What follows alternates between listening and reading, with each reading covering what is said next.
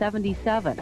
While most well known for his steamy ballads, he says he's also capable of getting down and turning on the beat. I think I'm a romanticist, you know, when it comes to, I think that overall I must lean more partial, that I am very much partial to the ballads, excluding the fact that I enjoy doing the up-tempo material as well, you know, because I'm a funkster. Funky is a good word for what Alexander is when he really turns it on. Despite his recent success, O'Neill almost disappeared from the music scene for 2 years while he struggled with a serious drug problem. As he reflects on his battle back to health, he sounds almost grateful for the experience.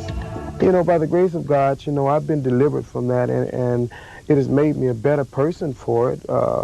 Definitely, I understand more about life and more about people and more about myself and how you can be your worst enemy sometimes. Alexander O'Neill has clearly overcome the personal problems that plagued him and interrupted a promising career. And with a gold album to his credit, a successful European tour under his belt, it would seem safe to assume the good times are here to stay. But that's not O'Neill's style. Getting here is one thing. Staying here is another. That's the whole challenge. I think that that's the most traumatic part of it, is realizing that you could have all of this today and it could be gone.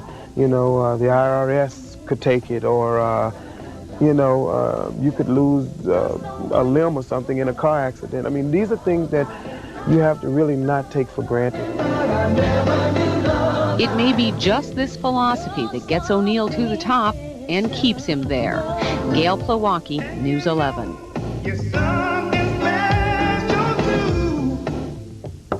O'Neill is performing a concert at the Orpheum Sunday at 8 o'clock. He's calling it his Valentine's Day homecoming concert.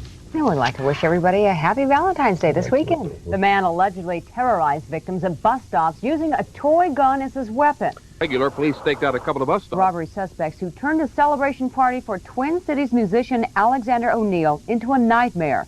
The well-known vocalist performed at the Orpheum Theater last night, and afterwards he invited about 40 friends over to a recording studio in St. Paul for a party. That's when several armed men burst in and ordered everyone to undress to their underwear while stealing wallets, purses, and jewelry. No arrests have been made. Gunpoint to take off their clothes and hand over their valuables during a daring early morning robbery in St. Paul. 4 men armed with automatic weapons burst into an after-hours party and terrorized their victims before making the getaway. Dave Andrews has the story. Rocky Harris was recovering at home today after being pistol whipped in the back of the head during the early morning robbery. Harris plays guitar for Twin Cities performer Alexander O'Neill.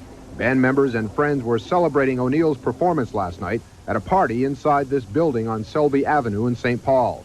Harris said he walked into the party and found his friends undressed and lying on the floor. When they drugged me in there, everybody was piled up against the wall on top of each other.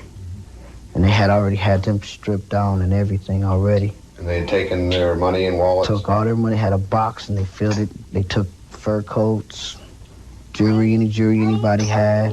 Police have few clues, but they believe the robbers are not from the Twin Cities. The robbers left a stolen car about a block away from here when they made their getaway. Many of the victims are convinced the robbers got the idea for the holdup from a motion picture. This is a scene from Uptown Saturday night in which gunmen robbed people at a party after forcing them to take off their clothes. Harris believes the robbers mistakenly thought band members would have a lot of money on them, the proceeds of the concert earlier in the night.